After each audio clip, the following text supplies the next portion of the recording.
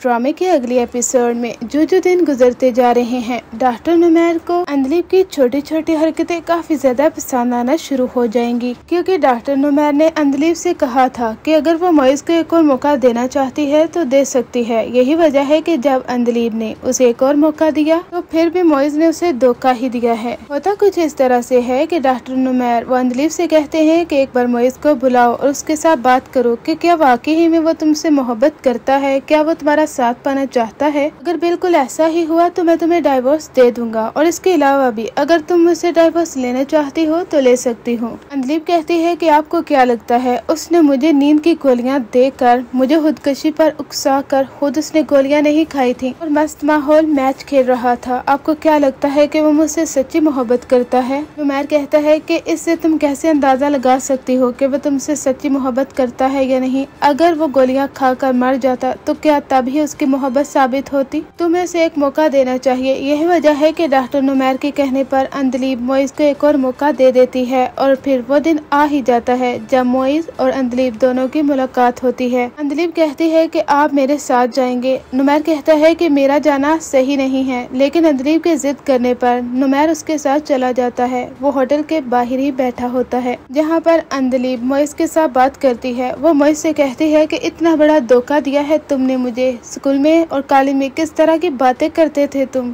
कि मेरा साथ अपनाओगे, मरने जीने की कस्में खाते रहे, इस कदर धोखेबाज निकले हो मैं सोच भी नहीं सकती। और जानते हो मैं अपनी जान दे ही चुकी थी। ये तो नुमैर है जिसने मुझे बचाया है। मुझे एक नई जिंदगी उसकी वजह से मिली है। तुमने मेरे अरमानों के साथ, मेरी मोहब्बत के साथ खिलवाड़ किया है। ऐसा क्यों किया है तुमने मोइज? अगर मैं तुम्हें अच्छी नहीं लगती थी, अगर मुझसे मोहब्बत नहीं करते थे तो साफ साफ कह देते। मैं अपने माँ बाबा की नजरों में गिरती तो नहीं ना इस तरह से। लेकिन मोइज दोबारा से उसे तसल्लियां देना शुरू कर देता है और कहता है अंदलीब मैं तुमसे मोहब्बत करता हूँ। अब भी मैं तुमसे उतनी ही मोहब्बत करता हूँ जितनी की पहले करता था। ये सच है कि मैंने नींद की गोलियां नहीं खाई और खुदकुशी करने की कोशिश नहीं की, क्योंकि मेरे अंदर वो हिम्मत ही नहीं आ सकी। मैं अपने माँ बाबा को पीछे इस तरह से रोते हुए नहीं छोड़ सकता था। यही वजह है कि मैं वो गोलियां नहीं खा सका। अंदलीब बहुत रोती है और कहती है कि वाकया बात की है तुमने। क्या तुम्हारे माँ बाप इतने ज्यादा इम्पोर्टेंट है तुम्हारे लिए? तो क्या मेरे माँ बाप की कोई अहमियत नहीं है? उनकी मर्जी के खिलाफ जाकर मैं तुम्हारे साथ भागने को भी तैयार हो गई थी। सच तो ये है कि तुमने मुझे चीट किया है। अब मोइज अपनी मोहब्बत को साबित करने के लिए बहुत सारी झूठी कस्में और दावे वादे करता है, यानी उसे इमोशनल ब्लैकमेल करता है। अंदलीब जैसी मासूम लड़की उसकी बातों में आ जाती है। वो कहती है कि मोइज ठीक है, अगर तुम मुझसे मोहब्बत करते हो तो मैंने यकीन कर लिया है, लेकिन क्या हम कभी एक हो सकते हैं? मैं अभी नुमैर के साथ रह रही हूँ, हम एज अ फ्रेंड के तौर पर रह रहे हैं। वो मुझे अपनी बीवी नहीं मानते और न ही मैं उन्हें अपना शोहर। नुमैर ये सारी बातें सुन रहा होता है। अंदलीब कहती है कि मोइज मेरे पास वक्त बहुत कम है, मैं कुछ महीनों के लिए ही नुमैर के पास हूँ, उसके बाद तुम मेरे साथ शादी कर लेना। मोइज कहता है कि ऐसा मुमकिन नहीं है, तुम जानती हो ना मेरे वालिदैन को, वो इतनी जल्दी शादी पर अज़मान नहीं होंगे जब तक मैं कुछ बन नहीं पाता। अंदलीब तुम नुमैर के पास कुछ अरसे के लिए अमानत के तौर पर रह जाओ, मेरी अमानत बनकर। अंदलीब को बहुत गुस्सा आता है। वो कहती है कि क्या तुम पागल हो चुके हो? मैं इतने अरसे तक नुमैर के साथ कैसे रह सकती हूँ? लेकिन वो उसे कहते हैं कि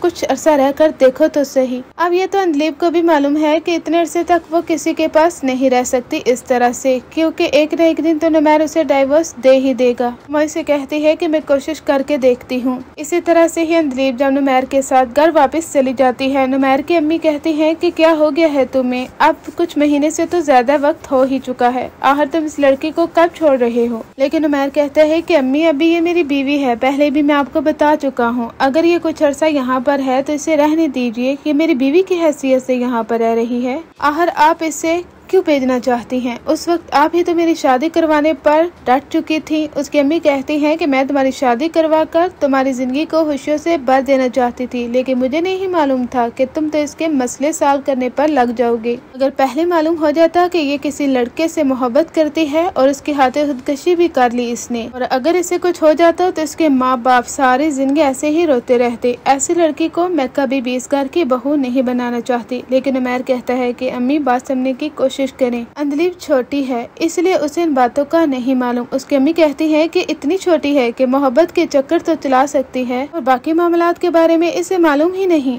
ड्रामे में एक नया मोड़ तो आप उस वक्त देखेंगे जब मोइज एक बार फिर से अपनी फ्रेंड्स और दोस्तों के साथ ट्रिप पर जाता है, हंसी खुशी अपनी जिंदगी गुजारता है, यानी मौज मस्ती करना, उनके साथ घूमना फिरना और अपनी गर्लफ्रेंड भी बना लेता है। और जब अंधलीब को इस चीज की खबर मिलती है वो उसके मुंह पर जोर का थप्पड़ लगाती है। उसे कहती है कि मैं सोच भी नहीं सकती कि तुम इस कदर घटिया निकलोगे। यही वजह है कि मैं नुमैर से कहती रही कि तुम जैसे घटिया शख्स को एक और मौका देना ही नहीं चाहिए, लेकिन ये तो नुमैर था जिसने तुम पर दोबारा भरोसा किया और कहा कि मैं एक बार फिर देख लूं कि क्या तुम मुझसे सच्ची मोहब्बत करते भी हो या नहीं। लेकिन नहीं मोइज, तुम घटिया शख्स ही निकले हो। अरे तुमसे बेहतर तो नुमैर है जिसने सच्ची मोहब्बत की है और मोहब्बत का असल मतलब समझाया है उसने मुझे। अब अंधलीब काफी ज्यादा परेशान होती है कि ये ना हो कि डॉक्टर नुमैर उसे डाइवोर्स दे दे। यानी एक तरफ अंधलीब को भी नुमैर से मोहब्बत हो चुकी है तो दूसरी जानिब जितने अरसे तक अंधलीब नुमैर के पास रही है, नुमैर ये तस्वुर भी नहीं कर सकता कि वह अंधलीब को छोड़ दे। यानी ड्रामे के एपिसोड तो काफी ज्यादा इंटरेस्टिंग और दिलचस्प होती जा रही हैं। आप अपनी राय का इज़हार कमेंट सेक्शन में जरूर कीजिए कि सबसे ज्यादा इंटरेस्टिंग और लविंग कैरेक्टर आपको डॉक्टर नुमैर का लग रहा है ना।